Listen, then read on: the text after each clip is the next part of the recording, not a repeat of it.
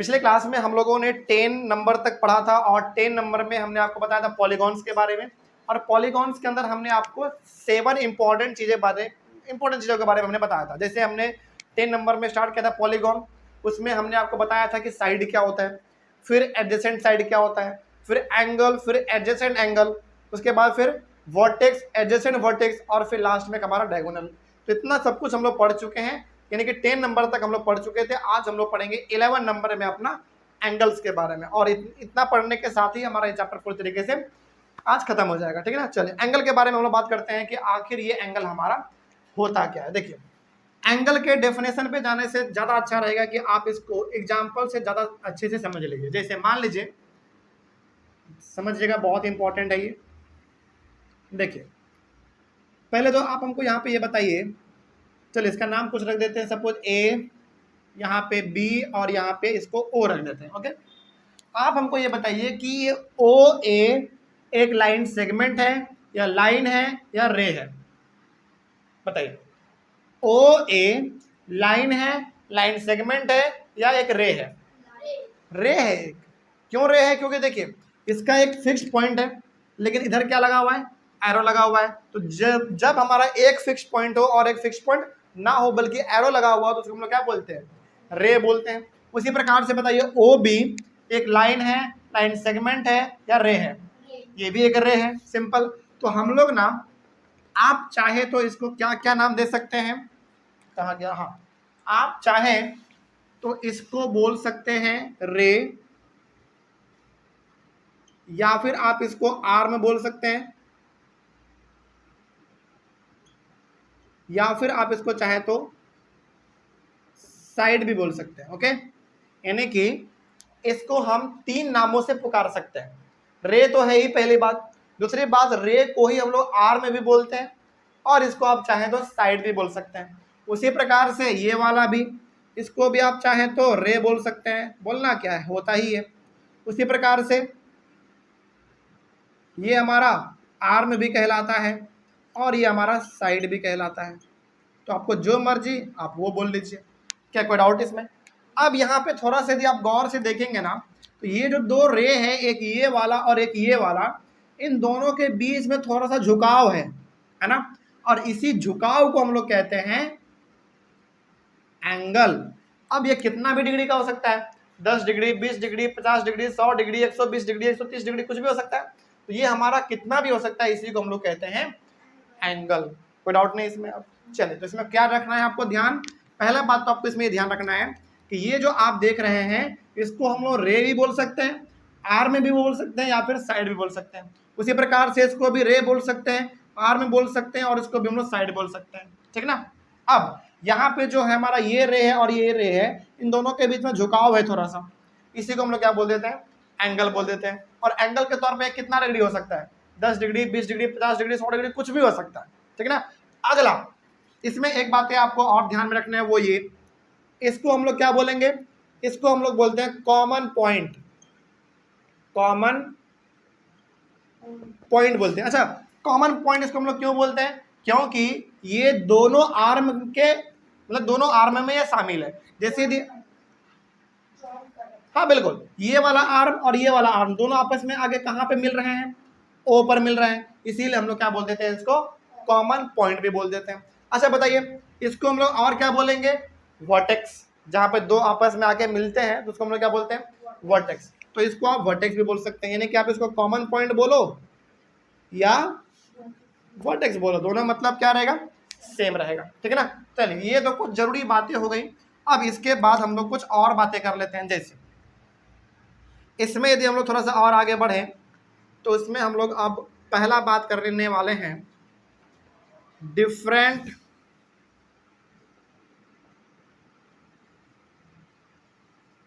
Parts of angle. चलिए यहाँ पे ना फिर से हम आपके सामने एक बनाते हैं, और बताइएगा आप लोग इस बार। यहाँ पे दे देते हैं P और यहाँ पे दे देते हैं Q। ठीक है ना। अब देखिए ध्यान से, एंगल कहाँ पे बन रहा है भाई? एंगल यहाँ पे बन रहा है। तो यहाँ पे जो हमारा ये पूरा हुआ, ये एंगल का हिस्सा हुआ ना। यदि इस रीजन में हमारा कोई पॉइंट आएगा तो उसको हम लोग कौन सा पॉइंट कहेंगे, इंटीरियर या एक्सटीरियर? इंटीरियर, क्योंकि ये दो आर्म के बीच में है ना। तो यहाँ पे आप दो तीन चीजें लिखेंगे। पहला इंटीरियर, उसके बाद लिखेंगे एक्सटीरियर,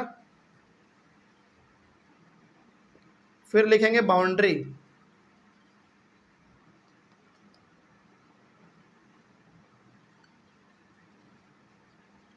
बाउंड्री का मतलब क्या होता है, ऑन मतलब उसके ऊपर, है ना। चलिए, तो अब हम आपके सामने दो तीन पॉइंट यहाँ पे बनाते हैं। चलिए बताइए, ध्यान से देखेंगे पहले, उसके बाद इसका आप लोग जवाब देंगे।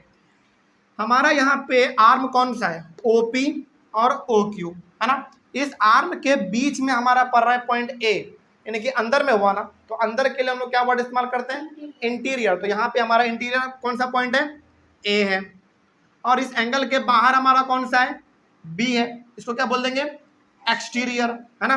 तो बाहर का मतलब क्या हो जाता है, एक्सटीरियर।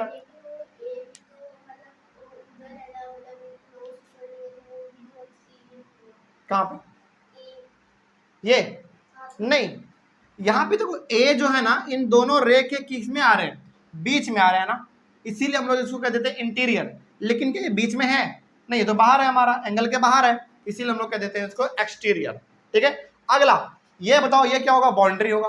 बाउंड्री मतलब ये लाइन के, सॉरी, रे के ऊपर ही है, तो इसको हम लोग बोल देते हैं कि ये किस पे है, बाउंड्री पे है। तो ये तीन पार्ट इसका होता है, कोई डाउट नहीं इसमें। चलिए आगे हम लोग बात करते हैं, यहाँ पे आ जाइए अब दूसरे नंबर में, नेमिंग ऑफ एंगल्स। और यही आपको ध्यान से समझना है, क्योंकि यदि आप ये चीज समझ जाते हैं तो फिर क्लास 6 में एंगल पढ़ना आपके लिए बहुत आसान हो जाएगा। 7 में भी, 8 में भी, और 9 में भी, और 10 में भी। आप यकीन नहीं मानेंगे, क्लास 9 तक के बच्चों को एंगल लिखना नहीं आता है, एंगल लिखना ही नहीं आता है, सोचो। तो कैसे लिखेंगे हम लोग, चलो इसके बारे में बात करते हैं। तो नेमिंग हमको करना है किसका, एंगल का। कैसे करते हैं, पहले इसका, यहाँ तक तो कोई डाउट नहीं है ना, आगे बढ़े हम लोग। चलिए देखिए, एग्जाम्पल इसका समझिए बहुत अच्छे तरीके से। हमारे सामने एक एग्जाम्पल है, ये वाला समझिए, A, B और O, ठीक है। और यहाँ पे हमारे पास क्या बन रहा है, एंगल बन रहा है ये, ओके। चलिए, यदि मैं अभी आपसे पूछूं कि इस यहाँ पे जो एंगल हमारा बन रहा है, इस एंगल का आप नाम क्या देंगे, तो आप क्या बोलोगे, AOB, यानी कि यहाँ पे जो एंगल बन रहा है वो हमारा पॉइंट कौन सा है, O है। और जहाँ पे एंगल बन रहा है हमेशा कोशिश करेंगे कि उसको कहाँ रखा जाए, बीच में रखा जाए।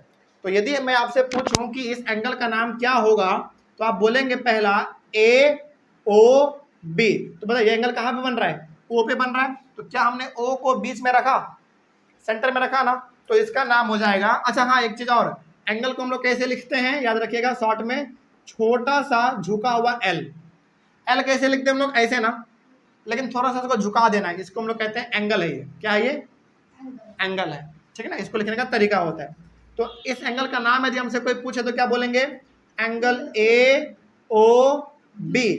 या फिर आप इसको और कैसे बोल सकते हैं, BOA, एंगल BOA। क्या दोनों सेम चीज है, बिल्कुल दोनों सेम चीज है, ठीक है ना। आप कहने का मतलब ये हो गया कि आप इस एंगल का नाम AOB लिखो या फिर आप BOA लिखो, दोनों सेम रहेगा। बस इसमें ध्यान क्या रखना है आपको, कि जिस एंगल का आप बात करने जा रहे हैं उसको कहाँ पे रखना है, बीच में रखना है। देखिए यहाँ पे भी बीच में हमारा O है और यहाँ पे भी हमारा बीच में O है ना, कोई डाउट नहीं इसमें।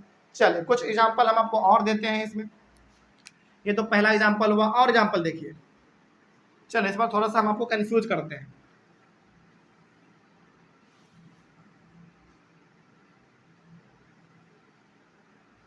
A, B, C और ये हमारा O। अच्छा जरा आप क्या बता सकते हैं, O हमारा कौन सा पॉइंट कहलाएगा, कॉमन पॉइंट, सिंपल, या फिर वर्टेक्स आप बोल दो। चलिए अब यहाँ पे आपको दिख रहा होगा कि एंगल हमारा एक यहाँ पे बन रहा है और एक एंगल यहाँ पे बन रहा है। चलिए पहले अमृत आप बताइए कि इस एंगल का नाम क्या क्या हो सकता है, इस वाले एंगल का नाम AOB BOA, बिल्कुल सही बात है। यानी कि इस एंगल का नाम यदि मैं आपसे पूछूं तो आप क्या बताओगे? एंगल AOB या फिर एंगल BOA? क्या दोनों बात सही है कि नहीं है? बिल्कुल दोनों बात सही है ना। यानी कि मैंने आपसे पूछा इस एंगल का नाम, तो आप क्या बोलोगे? केवल इतने दूर का बात करोगे ना, और इतने दूर में हमारा कौन कौन सा पॉइंट आ रहा है? AOB, या फिर आप क्या बोल सकते हैं? BOA, दोनों सही है ना। चलिए इस बार ऋषभ आप बताइए, इस वाले एंगल का नाम क्या क्या हो सकता है? CO नहीं, COB। देखो COA जाएंगे ना तो ये पूरा एंगल का बात हो गया, हमको पूरा नहीं चाहिए, हमको मात्र ये वाला एंगल चाहिए, COB या फिर BOC। Very good. तो ये हमारा हो जाएगा एंगल एंगल COB या फिर एंगल BOC।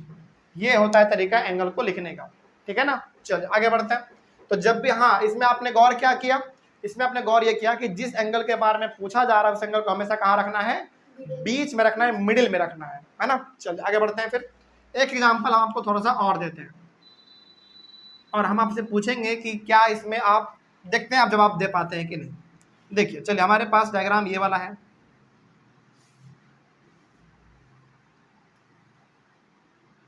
एक पॉइंट यहाँ है, एक पॉइंट यहाँ है, एक पॉइंट यहाँ है और एक पॉइंट यहाँ है। इसका नेमिंग कर देते हैं ABC और D।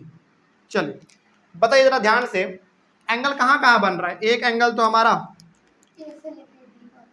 यहाँ बन रहा है, एक एंगल यहाँ बन रहा है, एक एंगल यहाँ बन रहा है और एक एंगल यहाँ पे बन रहा है ना। चलिए जरा बताइए अमृत, पहले आप बताइए कि इस एंगल का नाम क्या हम लोग रखेंगे? BAD या फिर DAB, बिल्कुल सही बात है। यानी कि इस एंगल का नाम क्या क्या हो सकता है? DAB। अच्छे से लिख देते हैं थोड़ा सा। हाँ, इस एंगल का नाम DAB हो सकता है या फिर एंगल BAD। चलिए इस बार ऋषभ आप बताइए, इस एंगल का नाम क्या क्या हो सकता है? कौन सा? नहीं, BAC क्यों रहेंगे? हमको तो जो चाहिए वो बीच में रखना है ना, तो इसका नाम क्या होगा? पहला ABC। देखो B बीच में आया कि नहीं आया? या फिर इसका और क्या हो सकता है? CB है, वेरी गुड। यानी कि इसका पहला नाम होगा ABC या फिर दूसरा नाम CBA। अब जरा आप ध्यान से गौर करेंगे तो ये हमारा कौन सा A है? क्या A देखो दोनों में मिडिल में आया है? बिल्कुल आया। ये हमारा कौन सा है? B है। तो क्या B दोनों मिडिल में आया है? बिल्कुल आया है। यहाँ पे भी आया और यहाँ पे भी आया। चले इस बार अब इसका बताइए कि इसका नाम क्या क्या हो सकता है? इसका नाम पहला तो होगा BCD या फिर DCB।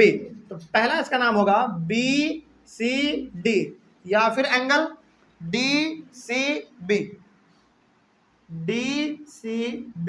क्या दोनों सेम है? दोनों अलग अलग है? दोनों सेम ही चीज है। बस आपको ध्यान ये रखना है कि जिसके बारे में पूछा जा रहा है, यानी कि C के बारे में पूछा जा रहा है ना, क्या C मिडिल में है? हाँ है, बस हो गया हमारा, सिंपल है ना। लेकिन आपने तो बोला जो एंगल का नाम है वही मिडिल में रहेगा। हाँ, जो एंगल का नाम वो मिडिल में रहेगा। तो बताओ ये एंगल हमारा कौन सा है? C है ना। तो क्या C यहाँ पे है मिडिल में? देखो बिल्कुल है, वही बात हमने कहा। उसी प्रकार से हमारा कौन सा है? B है। तो क्या B मिडिल में है? बिल्कुल है। उसी प्रकार से ये A, क्या A मिडिल में है? बिल्कुल है। तो जिस एंगल के बारे में पूछा जा रहा है वो किस में रहेगा? मिडिल में रहेगा। कहाँ पे? यहाँ पे ये वाला? चले कोई बात नहीं, इसको जरा समझ लीजिए। यदि मैं आपसे पूछूं इस वाले एंगल का नाम, तो आप क्या बोलोगे? AOB। तो क्या B हमारा मिडिल में आया? सॉरी, O हमारा मिडिल में आया? बिल्कुल आया। उसी प्रकार से आप इसको और क्या बोल सकते थे? BOA। क्या फिर भी बीच में आया O? तो कहने का मतलब क्या हुआ कि जब भी आप एंगल के बारे में देखेंगे तो वो किस में होना चाहिए? हमेशा मिडिल में होना चाहिए, बीच वाला। ओके, चलिए आगे बढ़ते हैं। अब बताइए इसका नाम बताइए जरा, इसका क्या हो सकता है? इसका क्या क्या हो सकता है नाम? बिल्कुल, इसका पहला नाम होगा ADC या फिर सी डी ए। तो इसका पहला नाम हो जाएगा एंगल ए डी सी या फिर एंगल सी डी ए, ठीक ना। दोनों तरीके से आप ले सकते हैं, दोनों आपके पास है चॉइस, लेकिन दोनों क्या हर बार लिखेंगे? नहीं, ये तो हमने समझाने के लिए आपको दोनों लिख के दिखाया है, लेकिन दोनों हर बार लिखना नहीं होता है, एक ही लिखना होता है, ठीक है ना। तो एंगल का नाम लिखने में क्या आपको दिक्कत होगा? आपको बस इसमें ध्यान रखेंगे ये कि जिस पॉइंट के बारे में कहा जा रहा है उस पॉइंट को हमेशा मिडिल में रखना है, बस आपका काम हो जाएगा, ठीक है ना। चलिए, इसका ऑनलाइन वाले बच्चे जल्दी से आप लोग स्क्रीनशॉट लीजिए। और नेमिंग ऑफ एंगल में हमने 3 चीज आपको बताया है। फर्स्ट एंगल, सॉरी 3 एग्जांपल दिया है, पहला एग्जांपल, दूसरा और ये तीसरा। और एंगल को हम लोग शॉर्ट में कैसे लिखते हैं? ये वाला साइन देके, छोटा सा एल लेकिन झुका हुआ, थोड़ा सा टेढ़ा, है ना। चलिए, इसका स्क्रीनशॉट लीजिए जल्दी से। और इसके साथ ही साथ आपका जो ये पूरा एंगल वाला कॉन्सेप्ट था, जो एंगल वाला भी कॉन्सेप्ट हमारा कंप्लीट होता है। और इसके अलावा एंगल वाले कॉन्सेप्ट में कुछ खास बचा हुआ नहीं है। चलिए, इसी के साथ हमारा जो पूरा चैप्टर था बेसिक ज्योमेट्रिकल आइडिया जो पूरी तरीके से कंप्लीट होता है, ठीक है ना। क्या आप लोगों को कहीं पर कोई डाउट इस चैप्टर में? चलिए, कोई डाउट नहीं है, वेरी गुड। ऑनलाइन वाले बच्चे, आप लोगों को कहीं पर इस चैप्टर में कहीं पर कोई डाउट रहा होगा तो आप लोग एक बार कमेंट करेंगे। हम लोग मिलेंगे अपने अगले क्लास में एक नए चैप्टर के साथ और एक नई शुरुआत के साथ। तो कहीं पे दिक्कत आ रही है तो कमेंट कीजिए, बिल्कुल। अगले क्लास में मिलेंगे हम लोग एक नए चैप्टर के साथ और एक नई शुरुआत के साथ। तब तक के लिए thank you very much and have a nice day.